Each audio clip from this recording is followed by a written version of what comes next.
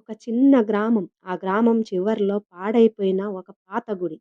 ఆ గుడిలో ఎవ్వరు పట్టించుకోని ఒక శివలింగం. ఆ గుడి ప్రతిరోజు ఒక వ్యక్తి వచ్చేవాడు. అతని పేరు రామయ్య. రామయ్యకి సంపాదన లేదు, ఇల్లు లేదు, కుటుంబం లేదు. ఉన్నది ఒకటే.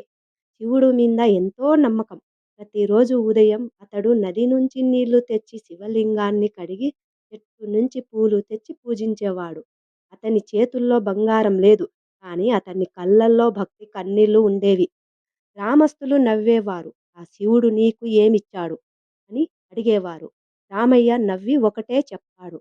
"నన్ను వదలకుండా పట్టుకున్నాడు. ఒక సంవత్సరం తీవ్రమైన కరువు వచ్చింది. నీరు లేదు, పంటలు లేవు. గ్రామం ఖాళీ అయిపోతుంది. అందరూ వెళ్ళిపోతుంటే రామయ్య మాత్రం గుడిని వదలలేదు. ఆఖరి రోజు అతని దగ్గరున్న చివరి నీటి పాత్రను శివలింగం మీద పోసి అన్నాడు, 'శివయ్య, నాకు ఆకలి ఉంది. కానీ నిన్ను విడిచిపెట్టలేను. నా ప్రాణం తీసుకున్నా పర్వాలేదు' అన్నాడు రామయ్య. ఆ రాత్రి ఆకాశం చీకటిగా మారింది. గాలి ఊగిపోయింది. గ్రామమంతా నిద్రలో ఉండగా పాత గుడి దగ్గర ఒక వెలుగు వచ్చింది.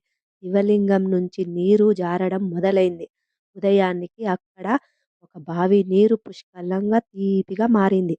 గ్రామస్తులు పరిగెత్తుకుంటూ వచ్చారు. రామయ్య మాత్రం ఇంకా కళ్ళు మూసే ఉన్నాడు. రామయ్య కళ్ళు తెరిచాడు. నీరు చూసి ఏడ్చాడు. శివలింగాన్ని చూసి చేతులు జోడించాడు. అతడు ఏమీ అడగలేదు. అడగకపోవడమే అతని గొప్ప భక్తి.